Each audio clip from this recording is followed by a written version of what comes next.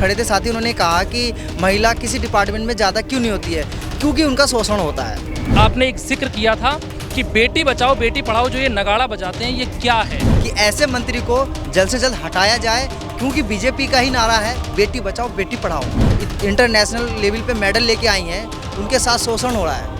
तो क्या ये देखते सोचते हैं कि अब हमारा ये मैसेज देश में कैसे जाएगा? आपने एक जिक्र किया था, आपको मैंने इसलिए और रखा है। आप अभी कह रहे थे ये सिर्फ रेसलिंग ही नहीं बल्कि देश में जो भी चीज़ें हैं जहाँ पे महिलाएं भागीदार हैं वो सब इस चीज़ से पीड़ित हैं। सबका यौन शोषण हो रहा है। कोई बोलता है तो सुर्खियों में आता है, वरना 90% लोग खामोशी से वो बर्दाश्त कर लेते हैं। क्या कहना चाह रहे हैं आप, कहाँ कमी रह रही है? मैं ये कहना चाहूँगा कि किसी भी डिपार्टमेंट में, एक मेरे भैया जैसे यहाँ पे खड़े थे साथी, उन्होंने कहा कि महिला किसी डिपार्टमेंट में ज़्यादा क्यों नहीं होती है, क्योंकि उनका शोषण होता है। अभी जैसे आपने देखा कि हमारे देश की जो महिला हैं इंटरनेशनल लेवल पे मेडल लेके आई हैं, उनके साथ शोषण हो रहा है।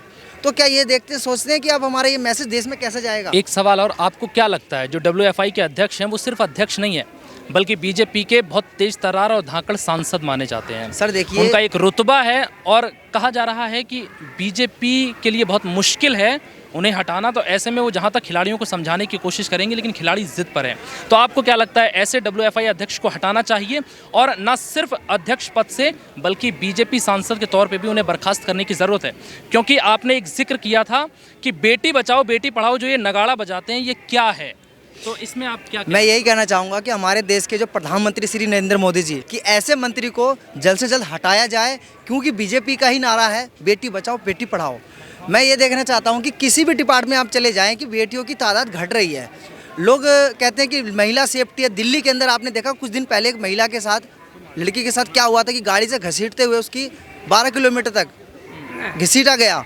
तो ऐसे ये होता रहेगा। दिल्ली में आज केंद्र की सरकार बैठी है दिल्ली में, और दिल्ली में इतने सारे हमारे जो फोर्सेस हैं लगे हुए, इनके बावजूद भी अगर ऐसा कांड हो जाता है तो इसका मतलब हमारे देश में एक शर्मिंदगी है कि दिल्ली जैसे देश में अगर ऐसा हो रहा है तो कोई बाहर से विदेश से जो घूमने आते हैं लोग,